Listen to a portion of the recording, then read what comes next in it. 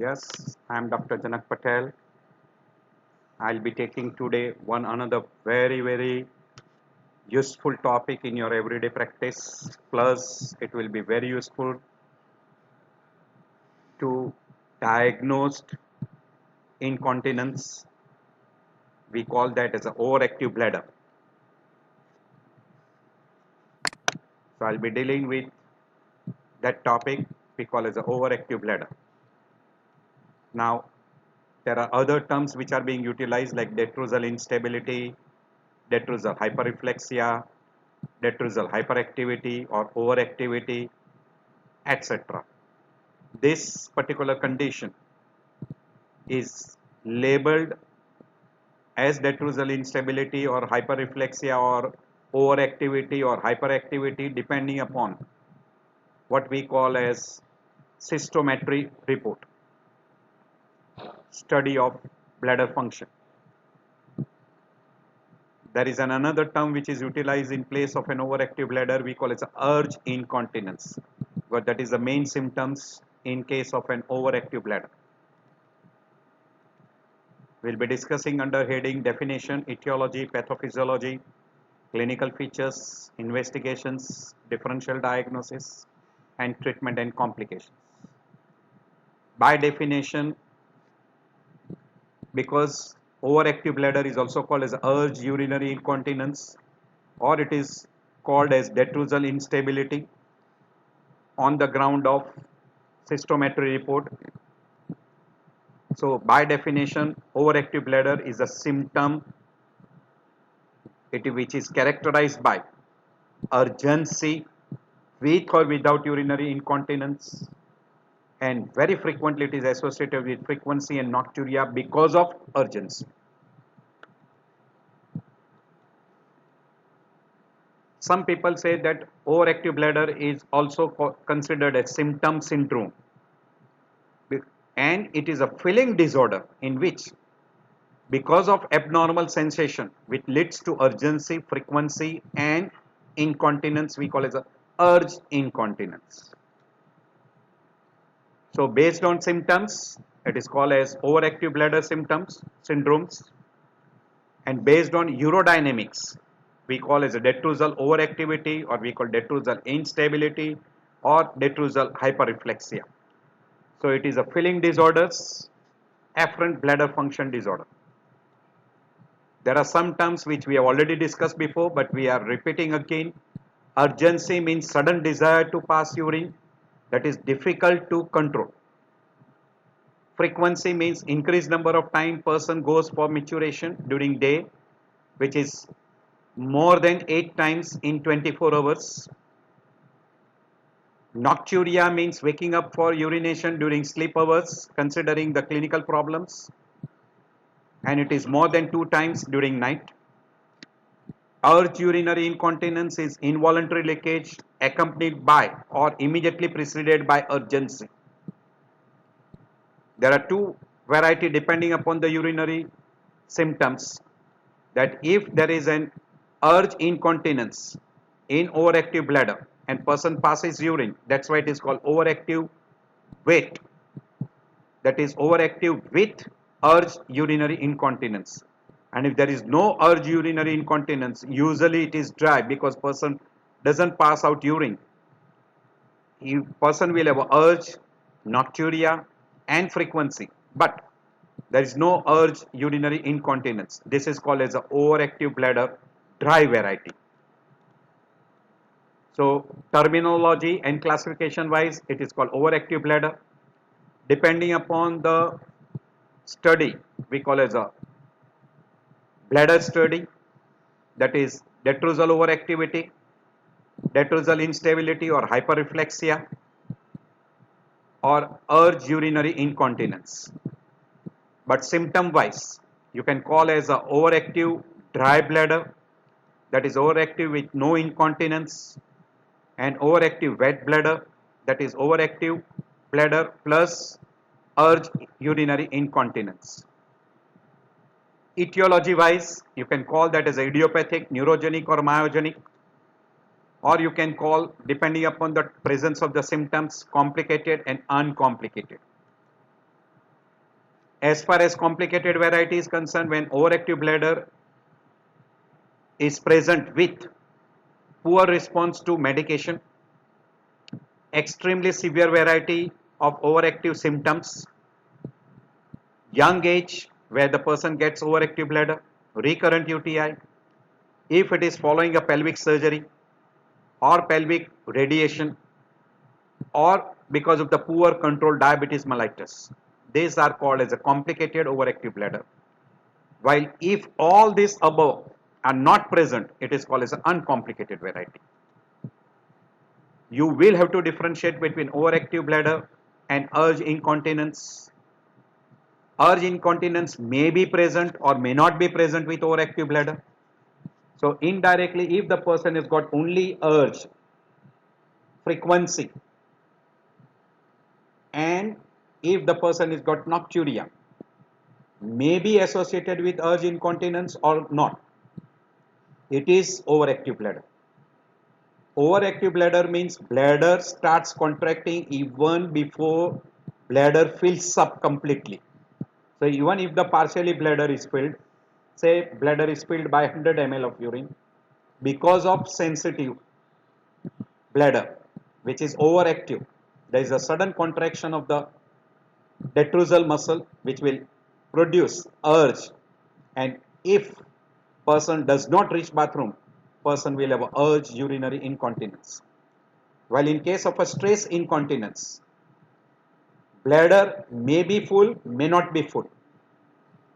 Whenever there is an increase intra-abdominal pressure, the person will have a discharge of little quantity of urine, may not be a full evacuation, and that we call as a stress incontinence. So I'll be repeating again the difference between the two.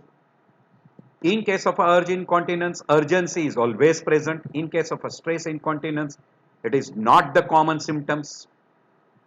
In case of urge incontinence, frequency is very frequently with urgency, while in case of a stress, frequency is not present and urgency is also not present. Urinary leakage with increased intra-abdominal pressure will be present in case of a stress incontinence, while it is not in case of a urge incontinence. Amount of urine which leaks out during incontinence is a very large quantity. In case of a urge incontinence, it is a almost we say complete evacuation, while in case of a stress incontinence, it is a small quantity which is discharged. So there is a good amount of residual urine. In case of urge incontinence, person may not reach the toilet and produces voiding of urine, while in case of a stress incontinence, person is able to reach toilet and will be able to void out urine. Person who will have a nocturia is very common in case of a urge incontinence, because in a case of a urge incontinence, the bladder will evacuate out before even the bladder fills up, while in case of a stress incontinence, person very rarely will have a nocturia. Now, as far as the etiology is concerned, we divide into idiopathic variety, which is accounting for almost 90% of the cases, because there is an inhibition of cortical inhibition. There is no stimulus from cortical inhibition to sacral reflex center, and the exact cause is not identifiable. But very common findings which you will come across in your everyday practice is because of a urinary tract disorders, and among that the most common is urinary infection. Sometimes in case of outflow obstruction, post-operative due to trauma to bladder or due to urethra while doing some procedures, or during anti-incontinent surgery, in a case of a menopausal atrophy because of decreased estrogen production. In case of neurological disorders, very commonly in case of upper motor neuron lesions, multiple sclerosis, diabetes mellitus, strokes,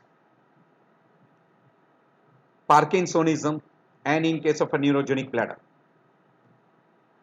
Following a surgery because of damage to bladder or to urethra, As far as the neurological condition is concerned, one condition which produces spinal cord injury above S2 level, producing upper motor neuron variety, and in case of a bladder pathophysiology like bladder stone, polyp or bladder mass, which irritates the bladder and produces urge incontinence, and that can produce overactive bladder. Occasionally, psychogenic can be one of the cause which produces urge incontinence. So these are the list of all the conditions which can produce urge incontinence and which will be ending with overactive bladder. As far as pathophysiology is concerned, I have already explained you that in a normal bladder, when bladder gets full, sensation goes to the spinal cord. Also, there will be a local reflex R which will be active. If the environment is not suitable, person will not pass urine because of inhibition from cortex to a lower center and to the pontine center. If environment is proper, there will be no inhibition by cortical center on the pons center and a sacral center. Now person, if the environment is proper, he reaches bathroom and he will have a normal act of maturation. While in case of an overactive bladder, during filling phase, even before the bladder gets full, bladder muscle, that is detrusal muscle, is overactive and it starts contracting even before the bladder gets full, and person will void out urine. Because of overactivity, person will have a urge for passing urine. Person will rush to a proper environment and proper place. If does not reach, he will pass out urine, and that we call as urge urinary incontinence. Because of this reason, the person has got frequency, person has got urgency, and very frequently they pass out urine during night. That's why it is we call as a nocturia, and we call enuresis. So as far as the clinical symptoms is concerned, most common symptoms is urgency, frequency, nocturia, and when the person passes out urine during night, we call the nocturnal enuresis. Because of repeated passing of urine, person, and it is very common in female, hence person gets vulvar excoriation because of damage to the skin because of the wetness and urine, urogenital atrophy because of lack of estrogen hormone, residual urine because they don't pass out completely, they don't evacuate completely, stress incontinence may be present. So it is also compelling desire to void that is difficult to control. During day it will be more than 8 times per day. During night it will be more than 2 times per day. That's why we call it a nocturnal enuresis, or we call nocturia. The patient with overactive bladder will have a urged urinary incontinence in absence of urinary tract infection and neurological condition like multiple sclerosis and Parkinsonism. Indirectly, we label a person has got an overactive bladder in absence of UTI and in absence of neurological conditions. So again repeating, the commonest symptoms is urgency, where the person has got sudden and strong desire to pass urine. Person, because of urgency before the bladder fills up, he will have an increased frequency during day and increased frequency during night because of nocturia. And person where very frequently we will have urinary incontinence because suddenly there is an involuntary loss of urine. So this is again a diagram which is showing you nocturia because of urgency, increased frequency because of urgency, urge incontinence because of urgency, and bladder is evacuated out before it fills up. There is a reduced volume of urine with each maturation.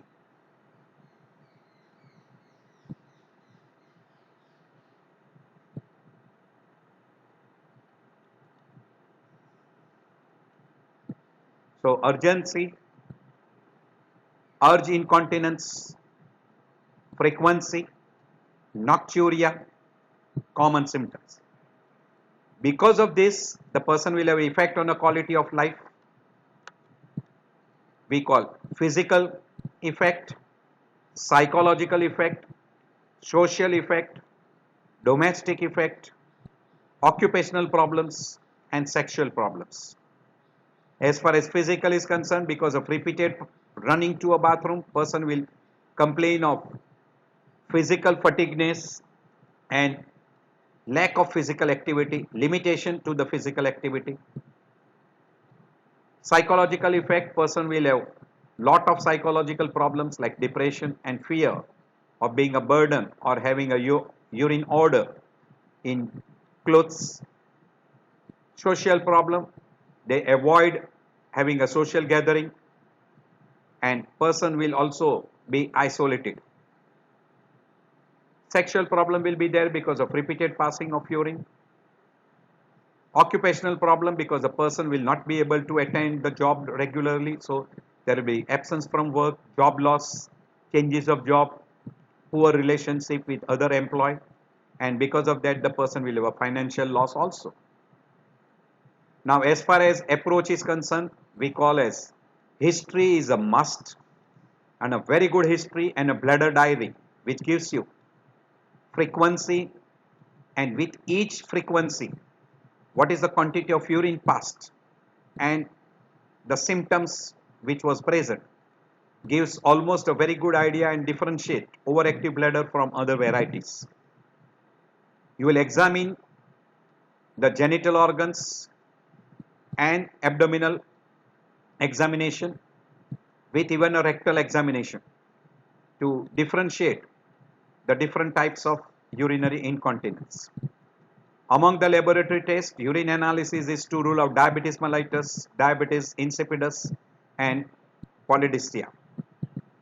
Residual urine measurement will give you a little idea of difference between a stress incontinence, obstructive incontinence, or we call overflow dribbling or overflow incontinence, and urge incontinence.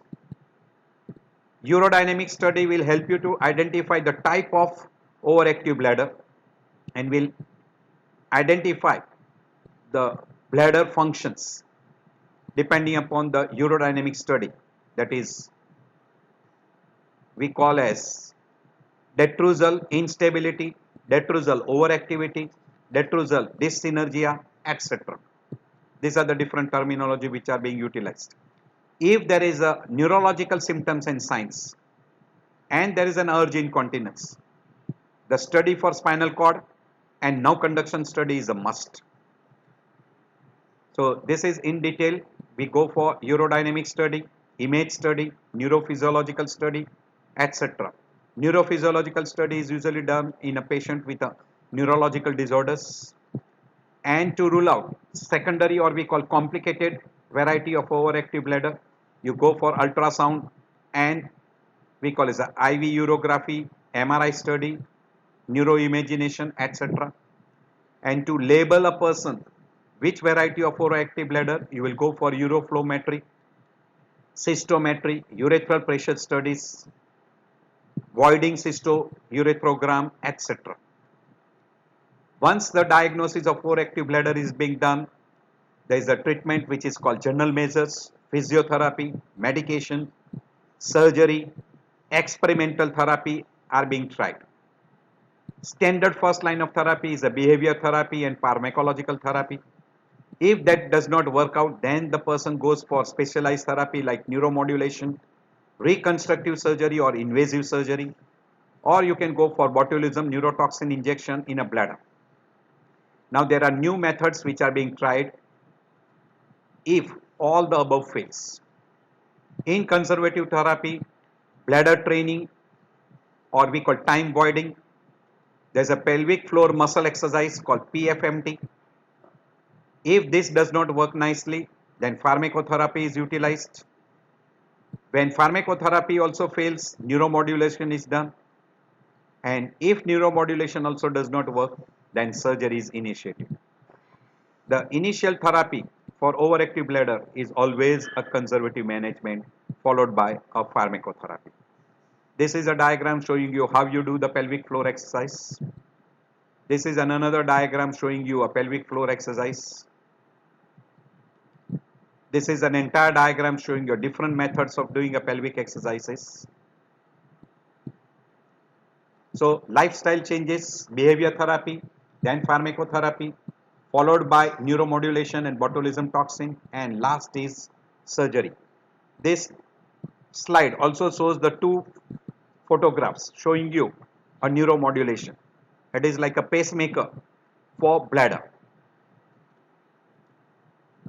So these are all the different types of therapy, and in that behavior therapy, limitation of fluid intake, reduction in a tea, coffee and alcohol, reduce diuretic or stop diuretic, weight loss, bladder training, hypnotherapy, all are being done. 80%, 83% of the person becomes asymptomatic in 6 months. 40% may have a relapse in 3 years. Then they might have to go for pharmacotherapy and others. So we divide into non-invasive, minimal invasive and highly invasive. In a non-invasive method, again we can call behavior therapy, or we call conservative line of treatment, oral medication, particularly anticholinergic drugs, combined therapy, that is behavior with pharmacotherapy, estrogen in a case of a menopausal, post-menopausal woman, and alpha blocker in both varieties. While minimal invasive includes botulism toxins, neuromodulation, which stimulates posterior tibial nerve or sacral nerve stimulation, and sometimes giving a central subarachnoid block, sacral rhizotomy, peripheral motor or sensory blocks. And when all of the above does not work, that is non-invasive or minimal invasive does not work, person has to go for highly invasive therapy, which is called cystoplasty or urinary diversion. So cystoplasty, these are the diagrams showing you cystoplasty and urinary diversion, which are rarely being done. So again, finally, first is time voiding bladder training, followed by a pelvic floor physical therapy, followed by pharmacotherapy, we call it the anticholinergic therapy. If that does not work, sacral neuromodulation and botulism toxin locally. And if that does not work, the final is urinary diversion or cystoplasty. Complications are mainly social, psychiatric, loss of jobs, etc., and recurrent urinary tract infection. I hope this lecture was very useful to you. So I end here.